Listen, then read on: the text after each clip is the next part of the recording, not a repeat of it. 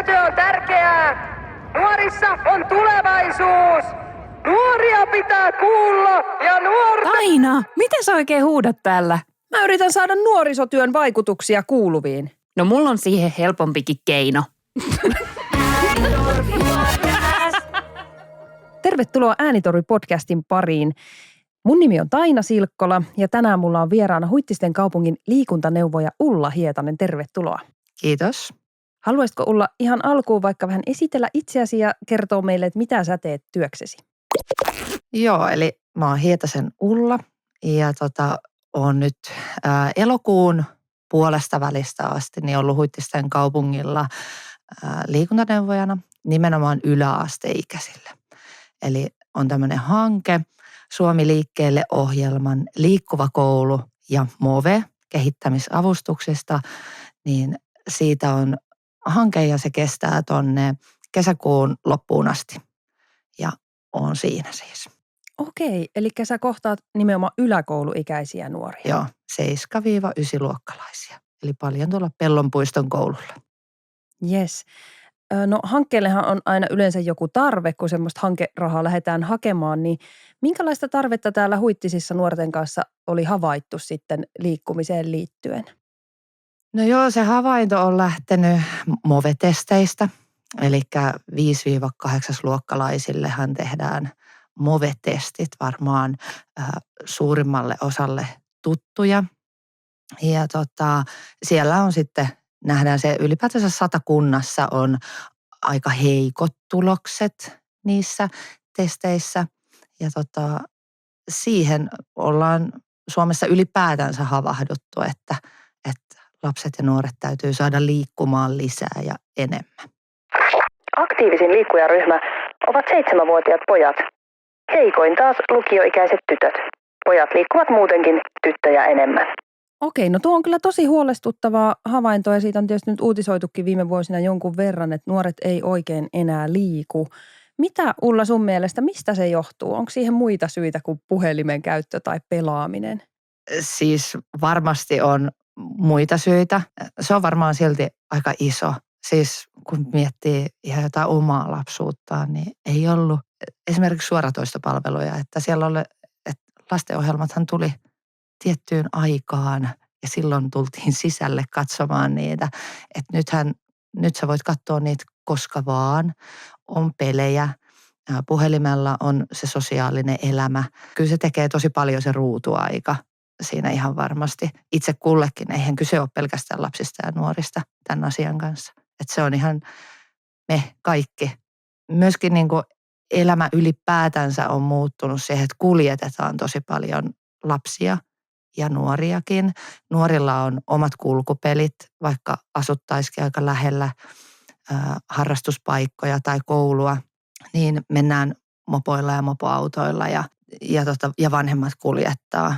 Et se on yksi sellainen, mitä kannattaa aina vähän miettiä, että jos sulla on esimerkiksi sinne kouluun muutama kilsa matkaa, niin sä saisit aika helposti askelia kerättyä ihan sillä, että sä meet kouluun aamulla kävellen ja tuut iltapäivästä takaisin kävellen tai pyörällä.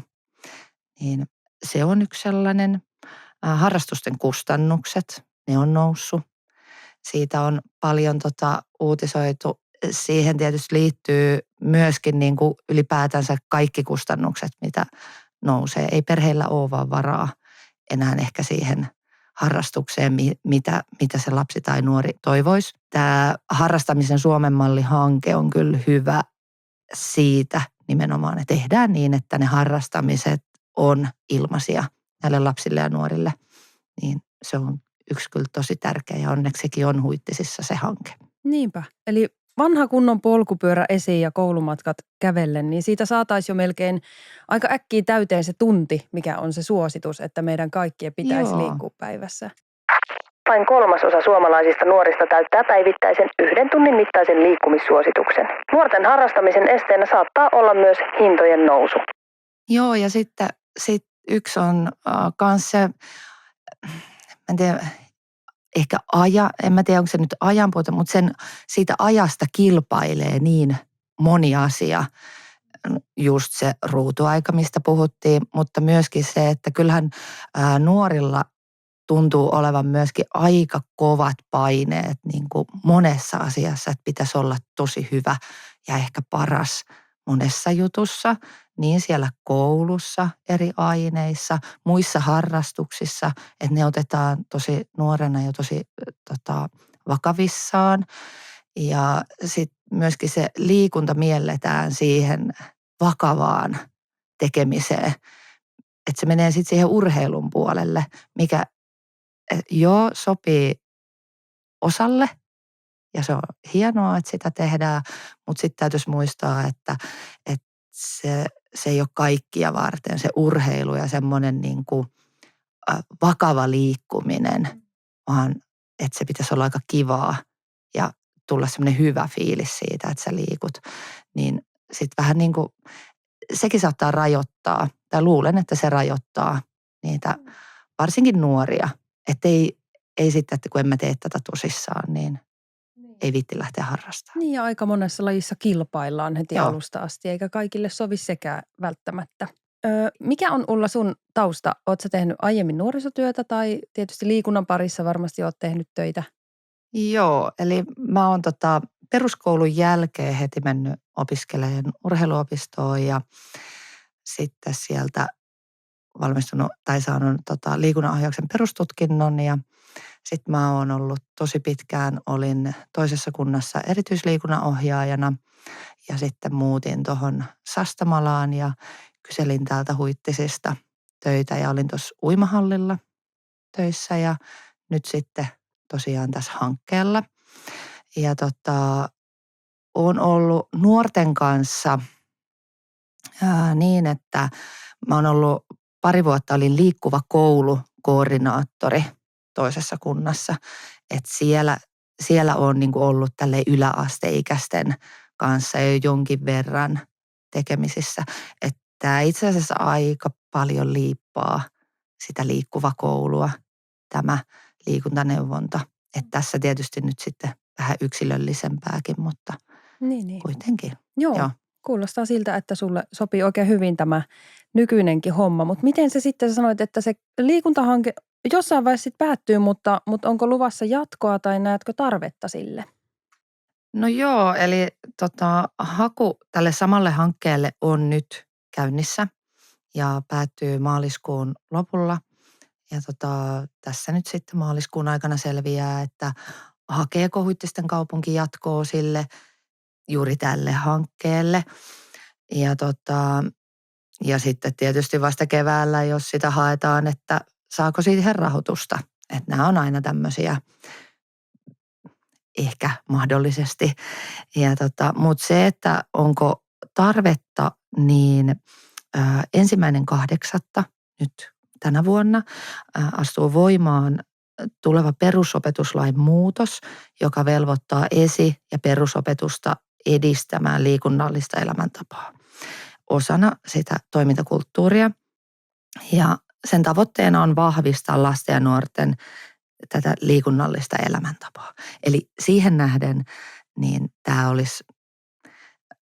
tämä hanke olisi hyvä, mutta varmaan on paljon muitakin tapoja siihen, mutta tämä nyt menisi jatkona ehkä helposti vielä. Niin ja varmaan myös siinä, että nuoret on pikkuhiljaa ehkä löytänyt sinut ja oppinut tuntemaan, että ai niin toi on se Ulla ja ton kanssa pääsee liikkuu. Ja sitten kun hanke päättyy, niin se taas sitten saattaisi tyssätä, että varmasti niin kuin jatkuvuuden kannalta sekin, että nuoret ei välttämättä, tai miten he on löytänyt ylipäänsä tämän hankkeen palvelut. Onko se tottunut suhun, moikkaileeko se tuolla kylillä? Löydätkö sä niin kuin heidän luokse ja he löytää sun luokse? No joo, tässä oli kyllä niin kuin ensimmäinen kerta. Mä olin pitkään samalla paikkakunnalla töissä ja sitten mä tulin tänne Huittisiin, josta mulla ei ole, en siis tuntenut ihmisiä enkä paikkoja ja muuta, niin se oli semmoinen heti ensimmäinen niin kuin viime syksyn varsinkin semmoinen eka heti, mitä mä ajattelin, että nyt täytyy niin kuin, että mä teen itseäni tutuksi niin siis ylipäätänsä huittislaisille ja näille nuorille. Ja kävinkin Pellonpuiston koululla, oli tämmöisiä välituntiliikuntaa Ja sitten kävin tuolla nuorisoklubilla muutamana iltana siinä touhuamassa nuorten kanssa. Ja että ihan tällaista tutustumista heihin. Ja nyt huomaa, että oikeastaan nyt tässä kevätpuolella ja varsinkin niin kuin tammikuun lopusta, niin nyt mä huomaan, että nyt rupeaa olemaan jo niin kuin helpompi. Että mä tiedän, että nuoret jo niin kuin tunnistaa mut siinä koulun käytävillä ja uskaltaa ja kehtaa tulla siihen jutulle ja kysymään, että hei, että mikä juttu tänään on. Eli mä oon käynyt nyt koululla välitunneilla. Meillä on ollut erilaisia haasteita. Et nyt oli helmikuussa tämmöinen hyppynaruhaaste. Minuutti oli aikaa ja piti hyppiä niin monta hyppyä kuin ehti. Ja paras tulos oli 164. Oli aika kova minuutissa. Kyllä, Oho. Se oli aika kova. Ja nyt maaliskuussa on kahvakuulan tämmöinen pito. Pidetään suorilla käsillä eri painoisia kahvakuulia. Ja siihen on jo tullut. Tiistaina oli ekan kerran, mä menen tästä sitten tänään torstaina heti jatkaan sitä. Ja tiistaina tuli jo niin kovia tuloksia, että olen kyllä todella positiivisesti yllättynyt. Siihen kysymykseen, että ovatko löytäneet, niin selkeästi niin kuin pikkuhiljalleen. Että kyllä se ottaa aikansa. Ihan varmasti. Onko siellä välitunneilla havaittavissa, että aina samat nuoret tulee heti innokkaana vai tuleeko aina vähän uusiakin mukaan? Saako he tavallaan toisiansa niin kuin innostettua siihen kisaan? Tai? No joo, aika paljon siis samoja tietysti. Ja ehkä ne samat käy siinä niin kuin vähän heittämässä jotain juttua. Mutta sitten huomaa, että täytyisi koko ajan keksiä vähän erilaisia juttuja, niin sitten sieltä, että siihen hyppynaruhaasteeseen osallistui aika paljon tyttöjä, kun nyt sitten taas tähän kahvakuulohaasteeseen, niin siinä oli niin kuin poikavoittosta. Niin että täytyisi olla, koko ajan täytyy sieltä somesta etsiä niin että milloin hulavanne on muodissa tai joku muu. Joo.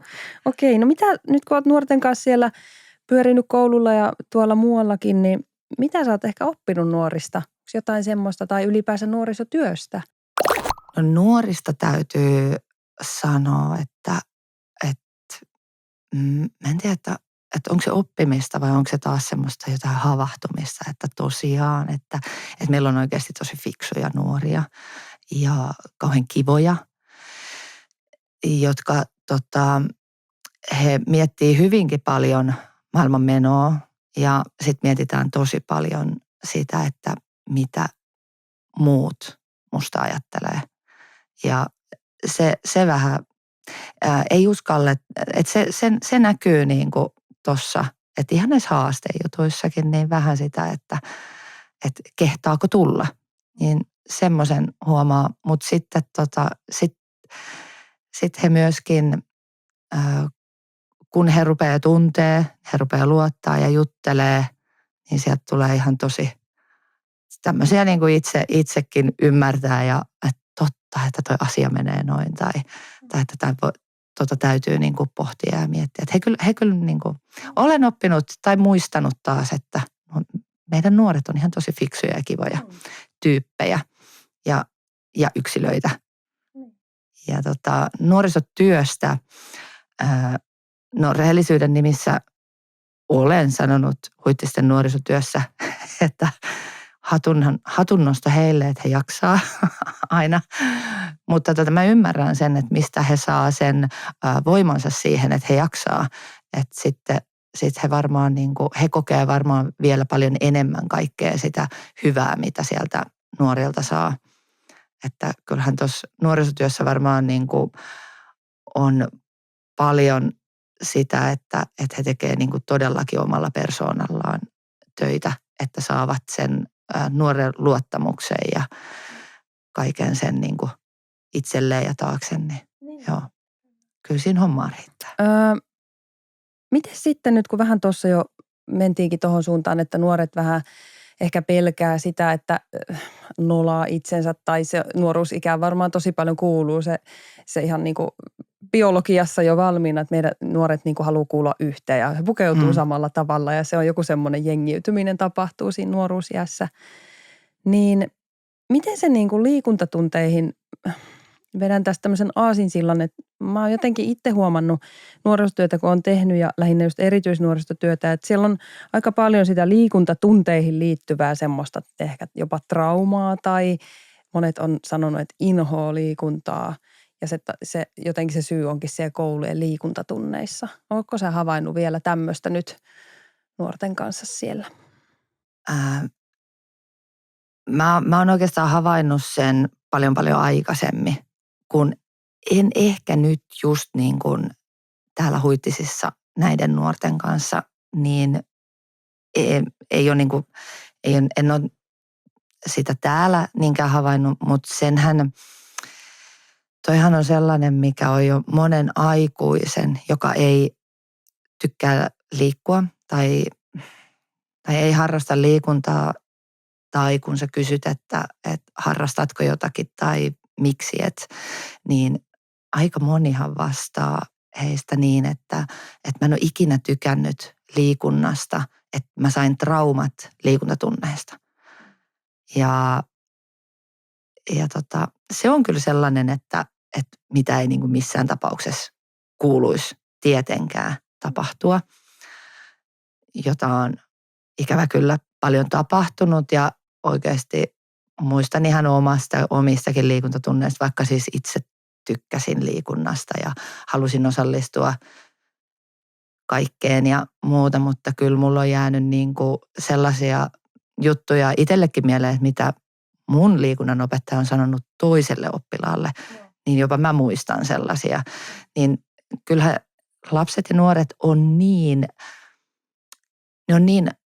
vaikka ne, mä en tiedä onko tämä oikea sana, auki, mutta nehän niin kuin imee kaiken, mitä niille sanotaan Niin, tai heille sanotaan. Varmasti just aikuisilta varsinkin, koska nuoret ja lapset aina haluaisivat, että se opettaja tai joku aikuinen niin kuin loisi heille sen olon, että säkin oot tärkeä ja kaikki on niin kuin yhtä arvokkaita. Joo, ja se niin kuin, että se on voinut olla ihan just sitä, että siellä liikuntatunnilla tuntuu siltä, että mä en osaa jotakin tai mä en pysty johonkin. Ja kyllähän se pitäisi olla jotain ihan muuta, se liikuntatunti kuin sitä. Onko se tehdäänkö vielä liikuntatunneilla sitä, onko tietoa, että tehdään huutojoukkueet, että 2 parasta luokan pelaajaa otetaan siihen, jotka valitsee sitten järjestyksessä omaan joukkueeseen ja viimeiseksi jää aina ne samat, joita ei sitten jotenkin haluta siihen tiimiin tai?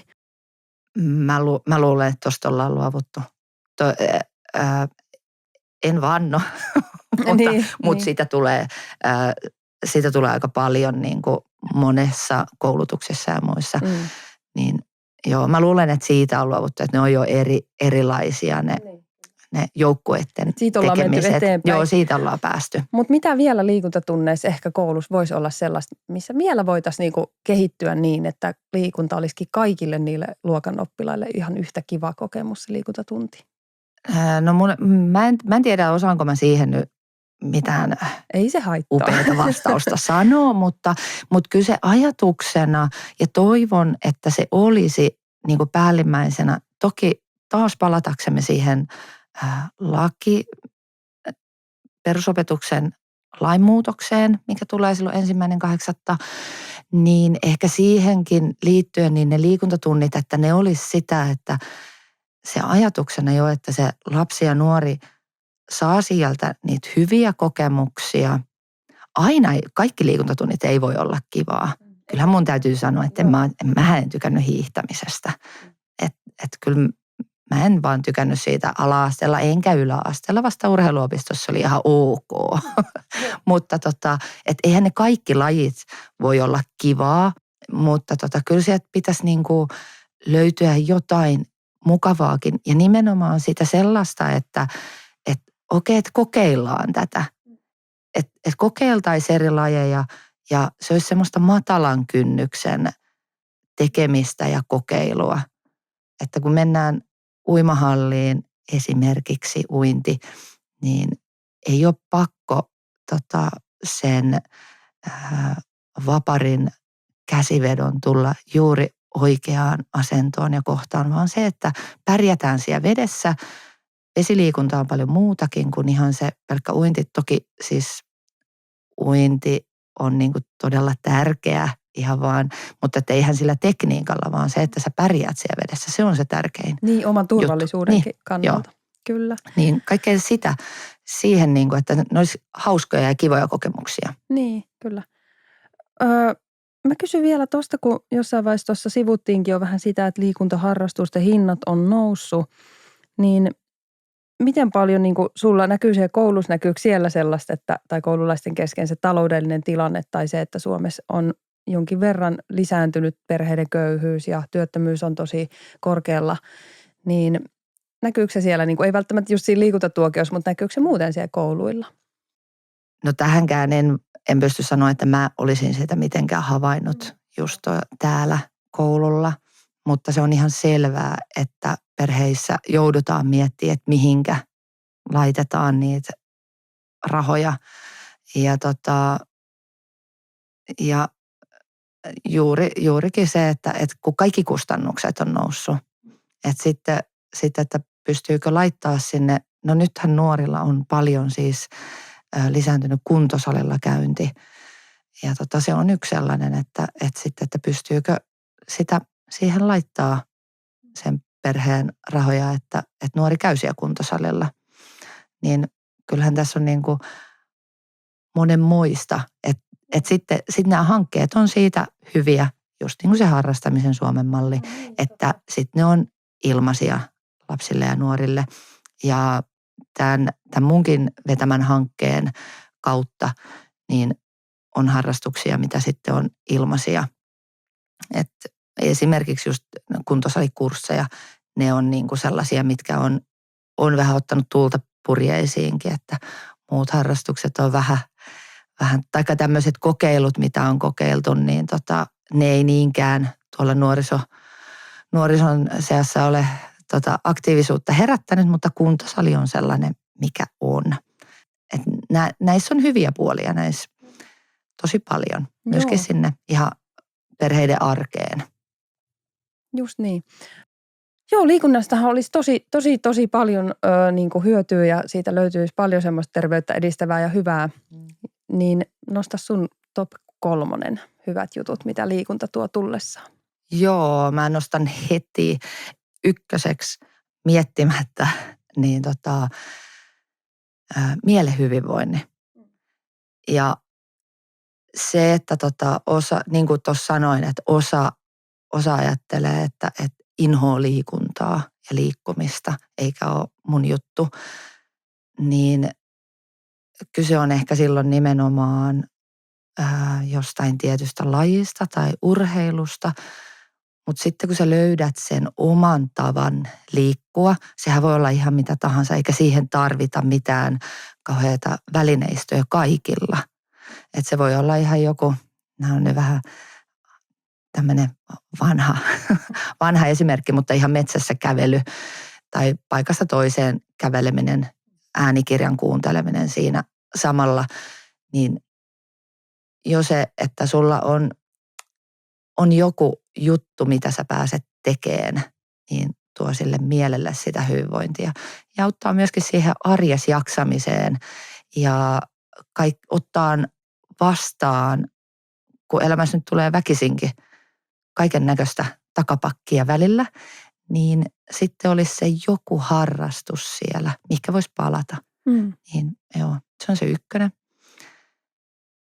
No nämä ehkä liittyy vähän toisiinsa, mutta ylipäätään se jaksaminen, uni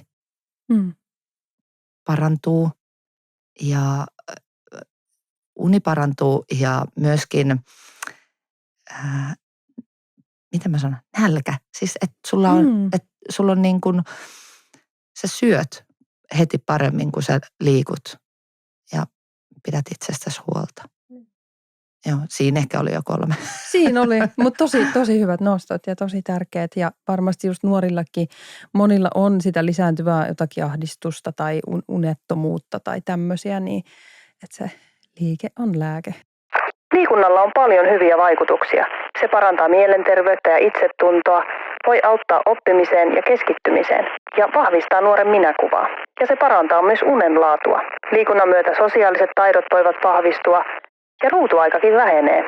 Mikäs olisi otetaan tähän loppuun vielä tämmöinen liikuntaneuvojen supervoima nuorisotyössä ja siellä nuorten parissa? Supervoima tai ylipäätänsä liikuntaneuvojen supervoima on varmaan, sinne voi mennä niiden nuorten pariin, teetättään kaikkea hassuja ja vähän huumorilla juttuja. Eli pääsee siihen nuorten elämään semmoisella vähän hassutteluasenteella. Ei tarvitse olla niin kauhean vakavaa. Niin kyllä. Ehkä se. Se on oikein hyvä. Kiitos ihan tosi paljon Ulla, että pääsit meidän vieraaksi ja tsemppiä loppuhankkeeseen. Toivottavasti nuoret innostuu vielä liikkumaan, kun kevät aurinko puhkeaa tuolta paistamaan oikein kunnolla. Kiitos. Jos sä pidit jaksosta, muista seurata podcastia ja jakaa se myös kavereille. Minä olen Taina Silkkola ja tämä on Äänitorvi Podcast.